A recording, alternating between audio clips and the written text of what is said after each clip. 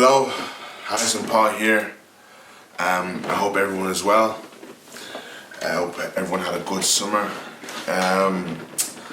So, not to beat around the bush, just want to get straight into it.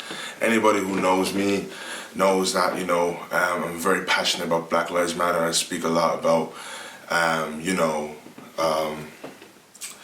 the issues that are going on. Fortunate enough, from 2020, my eyes were opened, unfortunately, for the life of George Floyd's family.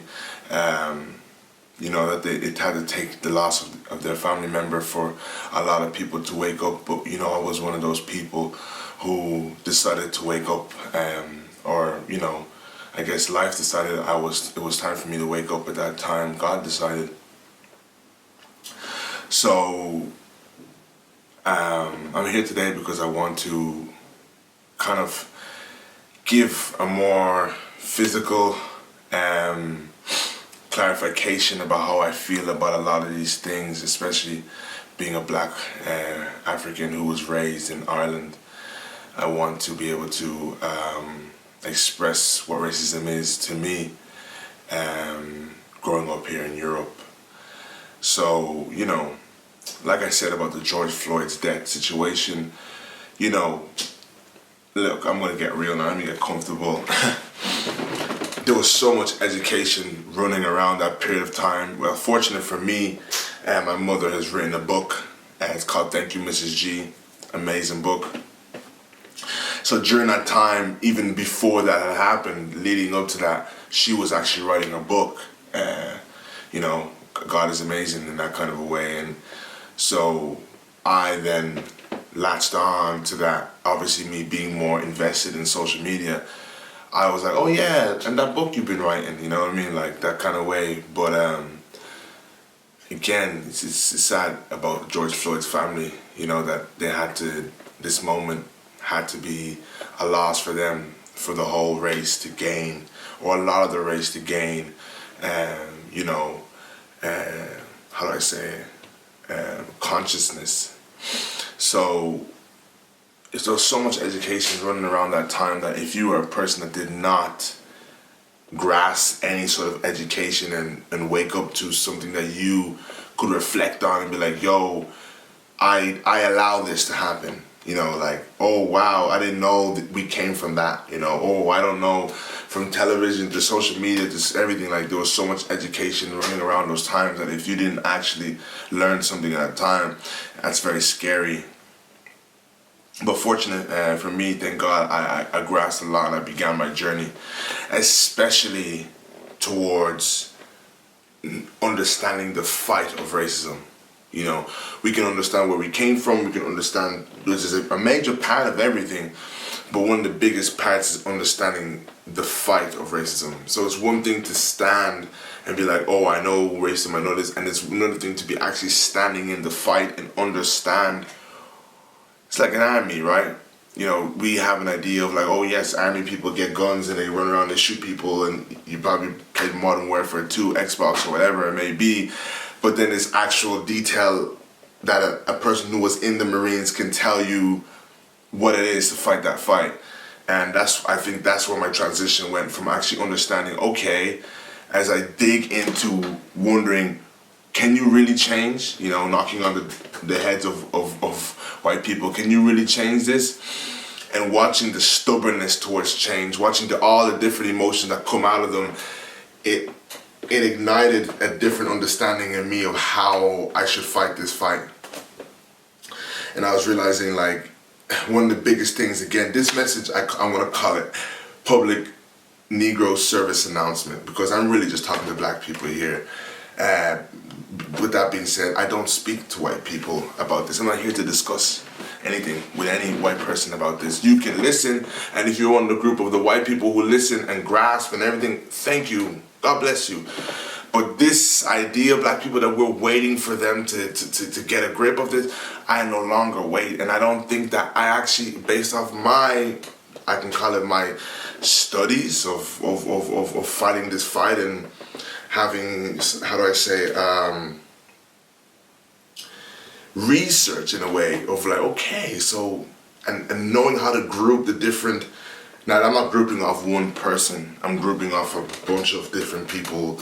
You know, I'm like, okay, there's the people who deny. Okay, there's the people who know damn well, but there's this underlying language that just says, shut up. Things were fine the way it was. Don't you know that these are facts? I'm more than you, but I'm going to act nice. There's all the different groups of people, and you know how to group them all. And all of that happening, my conclusion came down to, don't argue with them. Don't go back and forth with them. Not, please black people, don't get me wrong. Don't fight the fight of racism. Don't discuss it. There's no discussion. There's no discussion. It is what it is. I said so. Maybe one day when you wake up black, we can have this discussion. Unfortunately, that may not happen anytime or anytime soon, so there's no discussion.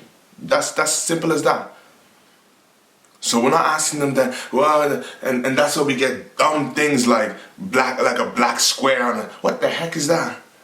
Because we asking. Listen to this. I'm really gonna go into this. Sorry, I waited a long time for this. Who the heck is gonna make it a possibility, huh? For somebody who they know they're ill-treated to overpower them. I'll say it again. What ex-abuser in their right mind will now give you the ability or give you the grounds to be able to take a dominant stance over them? Especially with him knowing what, or him or her, the white man, I like to say, how they treated you as a people, and now realizing, okay, I'm going to leave it in your hands to be noble, not to live a life of revenge. Do you think people have that kind of a heart? Oh, you know what? Maybe they might revenge us, but guess what? Just because I just have so much guilt, I'm just going to give up the grounds because it's the noble thing to do. Black people, this is what we think. We're trying to tell ourselves when we think that a white person is going to, that black square or any of this stuff is going to, these are things to just shut us up and keep the thing moving. Shut us up and keep the thing moving. And I would love to get into loads of these, but this is just a few. And I didn't plan this video. I'm more wanting to be, you know me, I'm a musician. I'm more wanting to be a thing where I'm coming off basic what I feel, obviously what I've been dwelling on and meditating on for weeks, but months, I think a year now. I just told you, since George Floyd. So, but just wanting to speak less on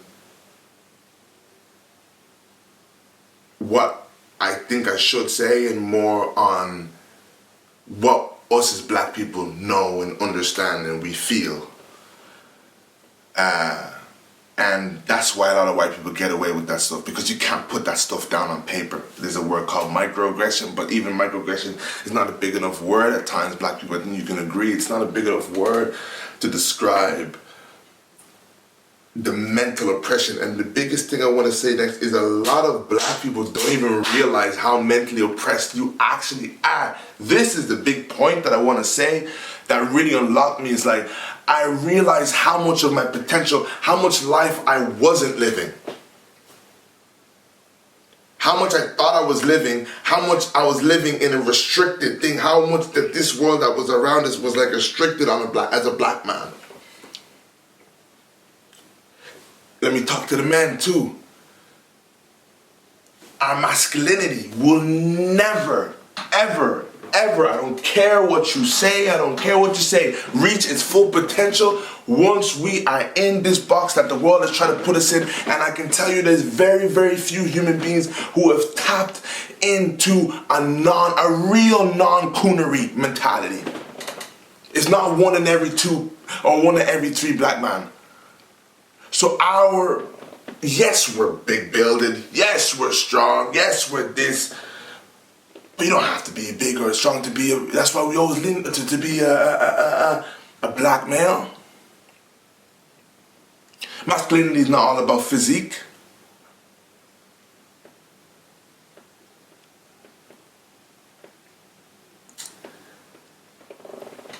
We will never reach our full potential unless we break out of this. And like I was saying, it comes from a place where we no longer look for approval. We no longer, it's a completely unruly place. The best way I like to put it is, any white girl that's probably watching this, any white male that's probably watching this, I beg you today, I think it's the 18th, or the 19th, put me in that box of the stereotype, black stereotype. We are running from stereotypes our whole lives, and it's driving us nuts. We dancing, trying to get away from stereotypes. So I ask you today, from the bottom of my heart, put me in every itty bitty, tiny little stereotype you put black people in your mind, not the ones you were saying, the ones that are in your mind. Put me in there, Harrison. Put me in there. Thank you. And with that case closing now. Because once they put us in there, what can we do next? What next? We all don't want to be put in there. We all don't want to be the angry black woman or the angry black male or the one that seems violent or the broke one. Come on. Come on. So we're spending our lives running from a stereotype. Let me move on to my next topic that I want to touch on. Every time we get close to fixing something, every time we get close to progress, notice how another problem comes up. Oh, NSAS. Black Lives Matter movement is going so rampant. Oh, NSAS. I don't know how everyone did not see that was the white man saying, you're asking us to clean up here. Look at your backyard. Look at your backyard. It's a mess. And then we, stupid as ever, start running, and science, and this, and that. I know, I understand. Oh man, I really wish I could bring this to you here today so you can understand. I understand, and I'm not minimizing the lives that were lost. I'm not minimizing it. I'm not minimizing the lives that were lost, and if anybody sees this who has a family member or lives in Nigeria that was really destroyed or hurt, but it's not that. What I'm trying to say is the source of science is the white man. I even read an article on it. You know, I don't really like to put too much trust in articles, but I read an article that it was the British who would even began science. It is the white man, and I'm going to tell you why, for a simple historic fact. Are you telling me these are the people who came in, colonized, killed, absolutely? By the way, we're the violent people. We're known for being the violent people. You see how they make us, you see how they switch things around, reverse psychology? As I say, put me in there. I'm done. We're the violent ones. We have the history of violence. Yeah, so these people colonized everything that they did. And then they woke up one day and said, oh, you know what? Yeah, that's bad out, boys. Yeah, let's just give it. Let's give it back to them. Let's give all the power back. These people have that kind of a heart. Don't be so stupid. You think Africa belongs to Africans right now? Under the carpet, it belongs to Africans? So that basically is you're telling me that one day these people woke up and decided to have a heart. Hell no! They never decided to have it. No! No! We don't even have to talk about 10 years ago. Do you think a guy like Boris Johnson woke up? Do you think the Queen woke up one day and felt, you know what? Let's give it back. No! They're not stupid, no! Then she'll give back all the diamonds. Then she'll give back all the diamonds that she rocks on her head, on her crown. And I'm not going to leave Irish out. You know you like to get yourself left out because we're talking about the Queen. The Irish were very much involved. Very much involved. And if our Irish teachers bothered to teach us that, oh, of course they wouldn't do that. Of course they wouldn't.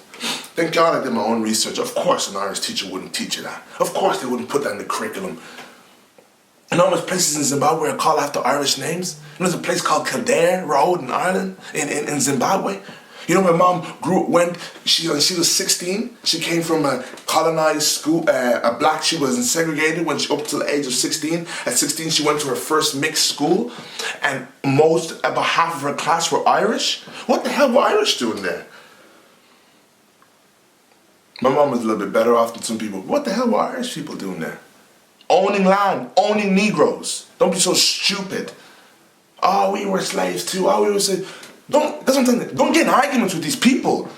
Don't get in arguments. They'll come up with all sorts. Don't get in arguments with these people. I don't want to hear this rubbish about Irish, this, Irish. The types of slavery were even different. One was working for their freedom. One had no sense of freedom, was picked up, put on a boat.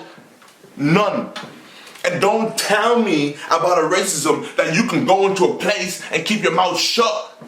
Or you can go and move to a place and your accent is gone after living in England for a couple of years of your life, and it's gone and you can live on.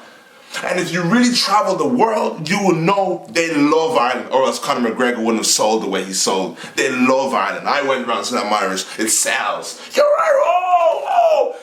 Black man cannot walk, black woman cannot walk in every place and get, no. So I don't want a debate about whose slavery is the same or whose history is the same. We're not going to debate that.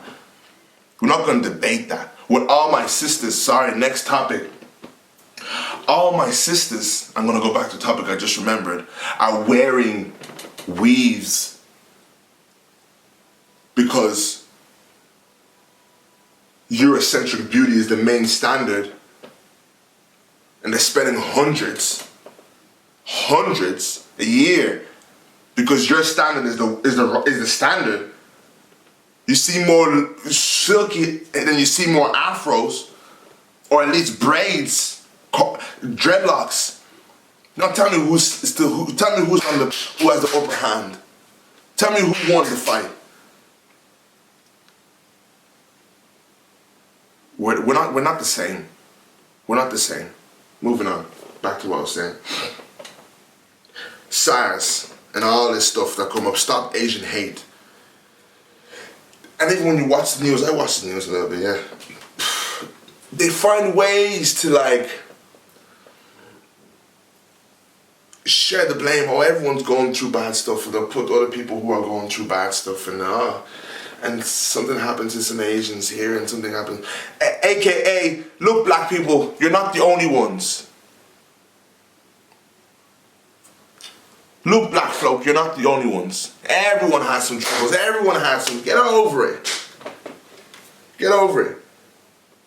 We're robbing billions from Africa every year from oil, and all these iPhones that we have, all these iPhones and laptops and phones, the minerals that are used for that,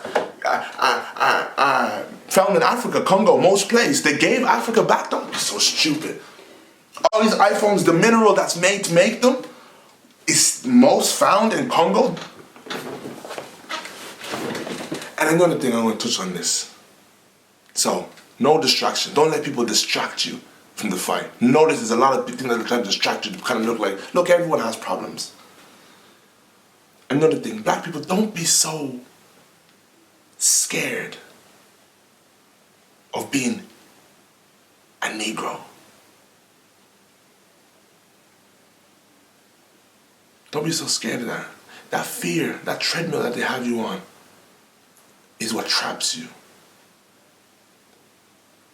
You know, I just thought to myself that I was saying Congo. I seen someone who tweeted, Congo. It's not the Congo, it's just Congo, please. There. And I was like, oh yeah, I know when the white people say the Congo. And I know you have all these fearful people when they want to box you in, I'm telling you, sisters, if we all threw away the weeds, and we walked around like a bunch of Black Panthers, they wouldn't know what to do with us. They wouldn't know what to do with us.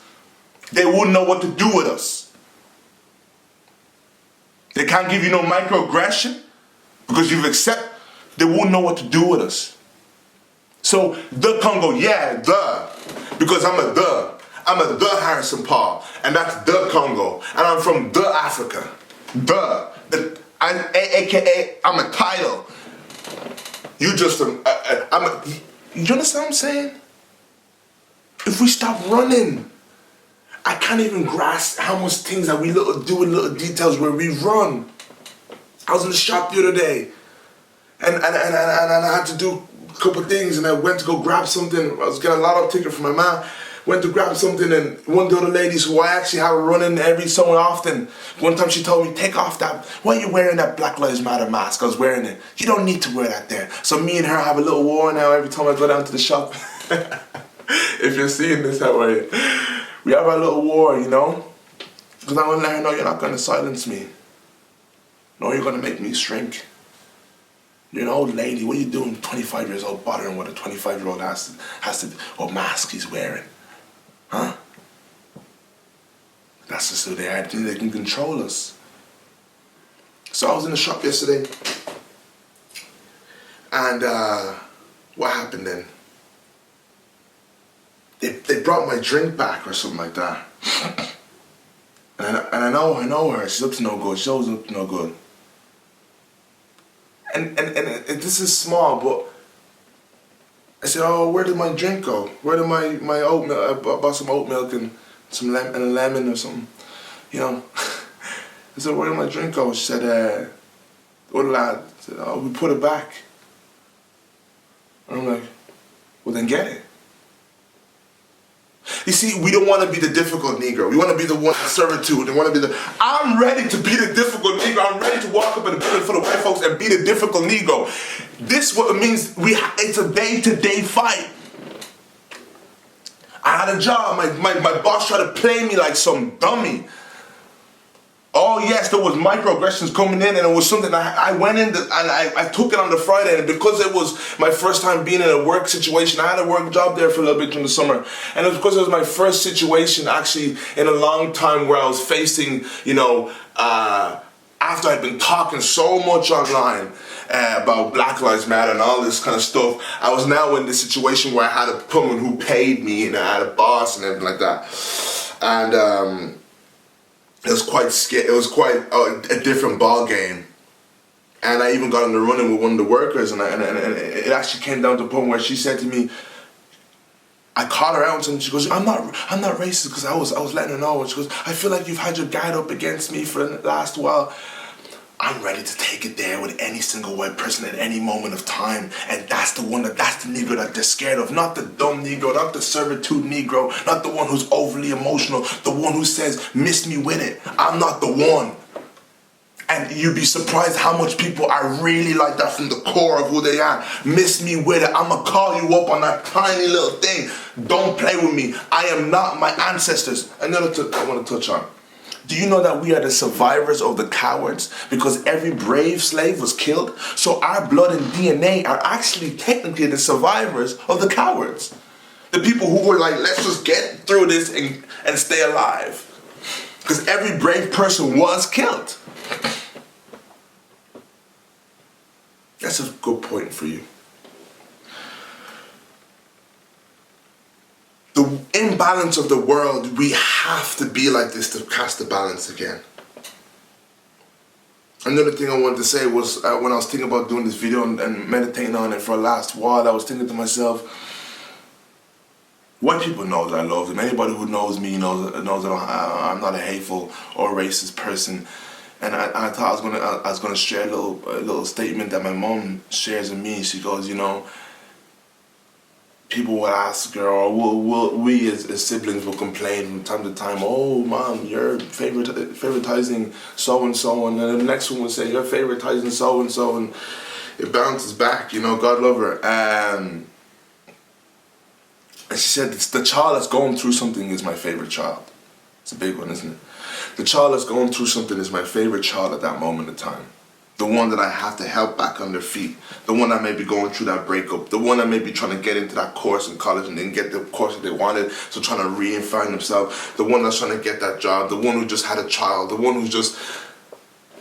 Do you understand what I'm saying? This is what I feel about black people right now. We have to understand there are a lot of things that we have to become favoritizing when it comes to this. Everyone wants to get this false sense of equality. It's not equality. It's a false sense of equality.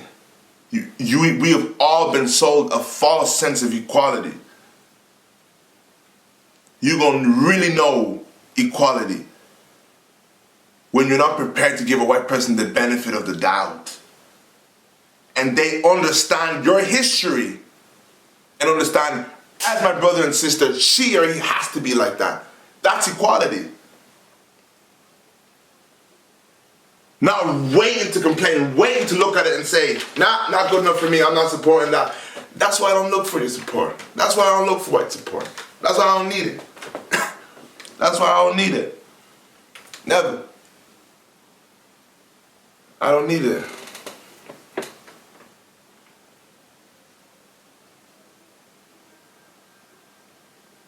So I was prepared to cause a scene in that shop, and I'm always prepared to cause a scene.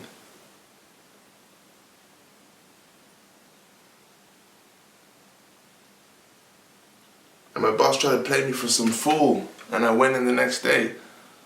It was a Friday that happened. I went on the Monday, and I'm not gonna get into detail of what it was, but I basically let him know, if you're gonna try to play me like a fool, don't ever try to play me like a fool. I'm not that Negro. And if me being a coon is the only type of person you're gonna pay, then I don't think we're gonna be friends or we're gonna work this thing out. I said, okay, I'm looking for a coon. I said, okay, I'm not a coon, so we're gonna have to end this thing, and that's what it was. That's how it ended. That's how it finished. That's how it finished. A lot of actions are being taken. But that's the thing, black people, we have to be prepared to take it all the way. If it's it is stuck. Why do you think the Americans are the most furthest Americans? Yeah, we know they rock their weeds. I got some things about them. They're crazy, I understand. But they are not the ones to play with. I'll never forget. Because you gotta understand this about black people. The aroma of Martin Luther King still lives on those streets. Grandmothers pass down the stories to grandchildren. The people who were in those Black Panther, the aroma of those great people are passed down. And that was the first time I seen black people say, if it's up, then it's stuck. We can take it there. And prepared to be blacklisted by every single white person. If you want, we can take it there. And that's why we all look at them, oh, they're crazy, or they're this. No, that's history. They gotta be obnoxious. They gotta be standing strong. They gotta be. Because the world that this world we created, and you've got to be as a black person. You are not gonna be itty bitty Amy, or itty bitty Aoife, or itty bitty, no, you're not. You're not. You're not. Because you don't have the same history. You have the history of a fighter. You have a history of a woman who gave birth on a plantation. Come on, somebody. Black women, you come from a blood of women who gave birth on a plantation, birth as a being slave, and then you have to raise your baby to also then become a slave. That's the type of people we come from. We don't come from those. So you better be prepared to be looked at as a tough one. Oh, we only looked at the black women are strong. Well, then you're gonna undermine our people who fought for you to be here. Don't take away. Yeah, sorry, I think I just cut off there. I was gonna go back into it. Don't be afraid of your power. Don't be afraid of your history. You're a person that came from, you're birthed from struggle. You're birthed from struggle. You're birthed from a fight. You got resurrection blood. Like, the attempt to kill these people, to exterminate the black race, was so strong. When I read my history, so strong that we're living in the aftermath. That's why when other people try to equate their struggle to our struggle, please don't start with me. Please don't start with me. We live in the tactics that we're here to destroy the black race. Don't try and tell me any other thing that's come close to it. There's not been a bigger catastrophe. So why do I always hear more about Nazi issue than I hear about black issue? There was actually in history no bigger catastrophe. And we let them play us. We let them play us every time.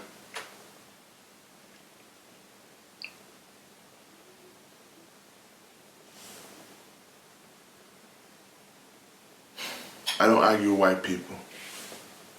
I love you guys, but I don't argue about this topic. This topic is what it is, and I'm gonna behave how I gotta behave. And if you love me, you understand. That's my sister, that's my brother. You gotta be like that. Don't worry. I understand your pain. I don't put my hands behind my back. I understand your pain. Yeah, I know what they're doing to you. You know how white Americans stand for black people? They can even disown their own race. Like, out of just pure, like, empathy. Do we got people like that in Europe doing that? Africans, we really lacking compared to our North American brothers and sisters. You see, my mom was always on TikTok, and the missus always on TikTok. I always hear the different videos, they send me stuff, you know. I'm not really a TikTok guy, I'm gonna try to get into some TikTok. But, you know, see, I'm not even really good with this camera thing. I just decided, like, I just felt in my spirit as I was going through prayer that this was the time for me to do something like this. But, white Americans, when they really riding for their black folk, oh, stop playing. Like, they gonna say some things you like, oh, and how we look at that here in Europe, that he's licking ass. No, those are people who are, I told you, the aroma of the struggle, the aroma of the fight. It lives on the streets, and anybody who's really awake will understand this is how my brothers and sisters got to be. I went over to North America and said, "Boy, you a coon." Every North American I met said, "Boy, you a coon." God really takes you through things in life where you can learn and things that can open you up. And they looked at me like, "Bro, you kind of a different, nigga." I don't know, I wasn't sure if that was a good thing. Like, a lot of times that was a reaction, like, you kind of different, bro.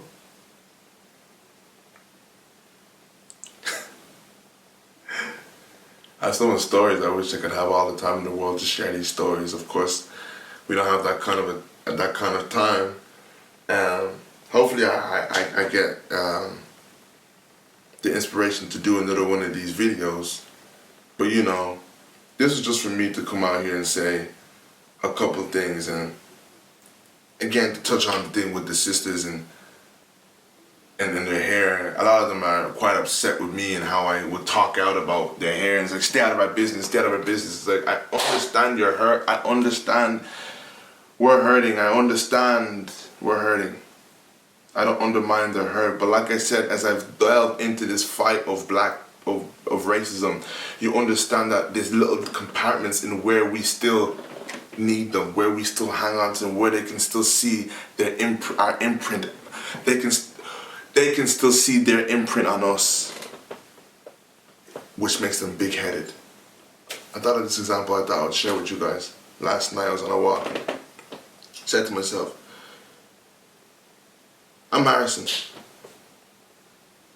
Now, I have beef with some dude, and we squashed the beef. Squashed. Now, dude, maybe he might pop out like once every 3 times in a year with his different kind of style. But 90% of the time, the 10% he do his own thing. 90% of the time, when he pop out with how I dress. I like to wear a pair of slacks, some Doc Martens, maybe a pair of glasses, you know what I'm saying? But he pop out with that, and he claiming like he's his own dude now. I'm my own dude. And I'm looking at dude, I'm like,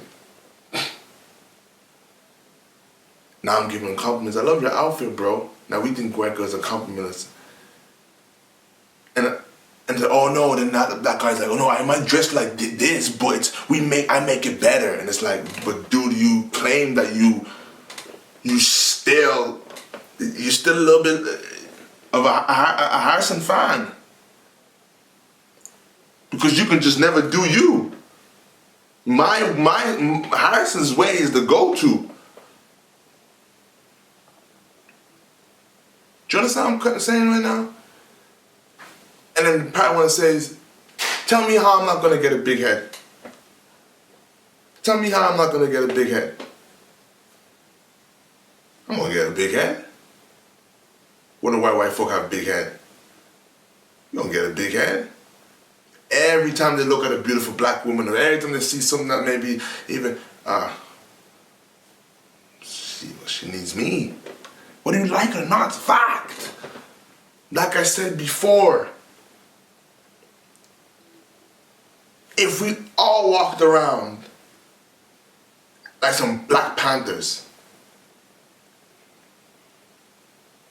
maybe not as, but you get what I'm trying to say. Representing like every single imprint cut off. Every single imprint possible.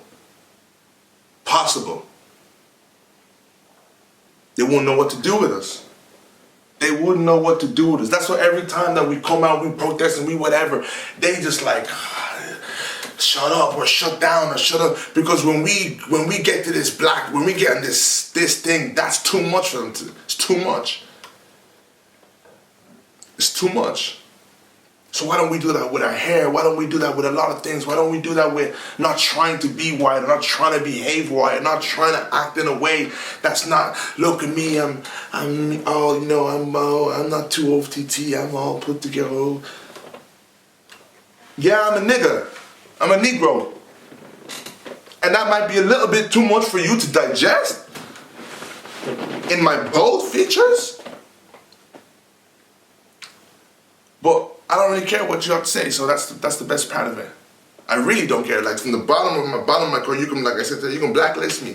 That's a power. That's a power. Wow. There's so much I wish I could say, but I'm just gonna leave it at that.